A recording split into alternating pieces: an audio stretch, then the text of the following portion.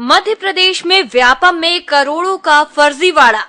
उमा से मिलने घर पहुंचे डीजीपी। शाही पर व्यापम की जांच को लेकर उच्च स्तरीय दबाव। दिग्गी राजा उतरे मैदान में। व्यापम प्रवेश और भर्ती परीक्षा में अरबों रुपयों के घोटाले का पर्दाफाश होने पर इसकी आंच अब सत्ता के बड़े बड़े पदों पर बैठे लोगों तक पहुंच गई है। पूर्व उच्च शिक्षा मंत्री लक्ष्मीकांत शर्मा ने एक न्यूज पोर्टल से कहा है कि अगर उन्हें जेल जाना पड़ा तो वो अकेले नहीं जाएंगे। भ्रष्टाचार और गड़बड़ी कराने वाले दूसरे रसूखदारों को भी मेरे साथ जेल की यात्रा करनी पड़ेगी। उल्लेखनीय है कि व्यापम परीक्षाओं में भारी हस्तक्षेप कर मनमाफिक परीक्षा परिणामों से प्रवेश परीक्षा और सरकारी नौकरियों में अपने चहेतों को रिश्वत देकर अरबों रुपयों का घोटाला हुआ है। इसमें बड़े बड़े राजनेता और नौकरशाह शामिल है। संविदा शिक्षा भर्ती में पूर्व मुख्यमंत्री और भाजपा की राष्ट्रीय उपाध्यक्ष उमा भारती का नाम सिफारिश करने वाली सूची में आया है।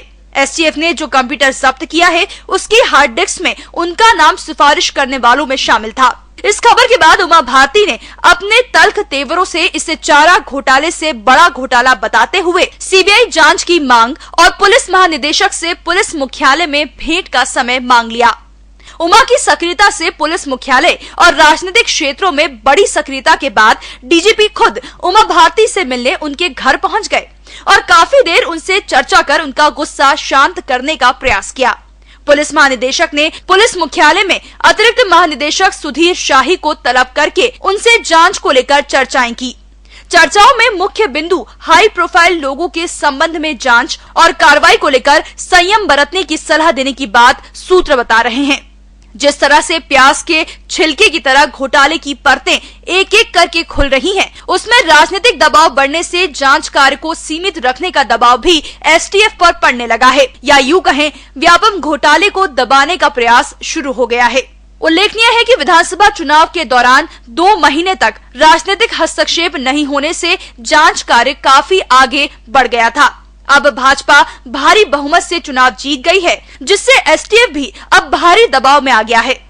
व्यापम घोटाले में केंद्रीय स्तर की एजेंसियां, जिनमें आयकर विभाग, कस्टम और central excise, CBI, reserve bank, Lokayukta, आर्थिक अपराध अन्वेषण जैसी जांच एजेंसियां भी इस घोटाले से संबंधित दस्तावेजों और लेन देन और टैक्स को लेकर जांच के लिए एसटीएफ से दस्तावेजों की मांग कर रही है। केंद्रीय एजेंसियों और राजनीतिक दबाव के शामिल हो जाने से एसटीएफ के जांच अधिकारी 2 पार्टों में पिसकर रह गए हैं। रही सही कसर पूर्व मुख्यमंत्री दिग्विजय सिंह ने मैदान पर आकर पूरी कर दी है। उन्होंने राजनीतिक संन्यास के 10 साल पूरे हो जाने की घोषणा के बाद सक्रिय राजनीति में वापस लौटने के साथ साथ चुनाव लड़ने की घोषणा कर दी है। दिग्गी राजा ने अपने पुत्र जयवर्धन सिंह को मुख्यमंत्री शिवराज सिंह चौहान, पूर्व मुख्यमंत्री सुंदरलाल पटवा और महामहिम रामनरेश यादव से आशीर्वाद दिलाकर विधानसभा में कांग्रेस की करारी पराजय के बाद भी अपनी सक्रियता का एहसास कराने का प्रयास किया है। दिग्विजय सिंह ने व्यापम घोटाले में सीबीआई जांच की मांग करते हुए मुख्यमंत्री शिवराज सिंह चौहान पर सीधा निशाना साधते हुए कहा कि जब 2 पूर्व मुख्यमंत्री सीबीआई जांच की मांग कर चुके हैं तो मुख्यमंत्री क्यों शांत हैं? उन्होंने शिवराज पर हमला करते हुए कहा कि कलेक्टर कमिश्नर कॉन्फ्रेंस में तो मुख्यमंत्री बिना किसी दबाव में आए निष्पक्ष जांच की बात करते हैं, वहीं व्यापम घोटाले और सरकारी समिति और अपने भाई नरेंद्र चौहान के स्टिंग ऑपरेशन पर चुप्पी साध लेते हैं। बहरहाल व्यापम घोटाला देश का सबसे चर्चित घोटाला होने जा रहा है। इसमें 1700 करोड़ से ज्यादा का अवैध लेन देन होने और 1.25 करोड़ बेरोजगारों को परीक्षा शुल्क के नाम पर ठगी करने का आरोप व्यापम पर लगा है। लाखों बेरोजगारों और छात्रों की प्रतिभा को दरकिनार करके अपात्रों को नियुक्ति और प्रवेश देने से कांग्रेस को लोकसभा चुनाव पर भाजपा के ऊपर हमला करने का एक बड़ा अमोद अस्त्र हाथ लग गया है।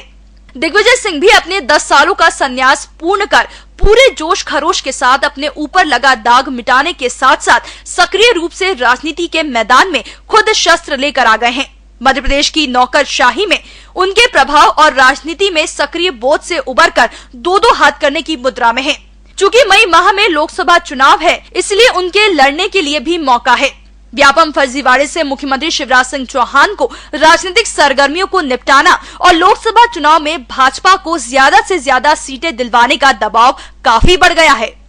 गौरतलब है कि व्यापम में हुए इस फर्जीवाड़े में व्यापम के परीक्षा नियंत्रक पंकज त्रिवेदी, सिस्टम एनालिस्ट नितिन महिंद्रा और अजय सेन की गिरफ्तारी हो चुकी है। वहीं भाजपा से सुधीर शर्मा और कांग्रेस से संजीव सक्सेना के खिलाफ एफआईआर तो दर्ज हो चुकी है, लेकिन आरोपी अभी भी फरार हैं।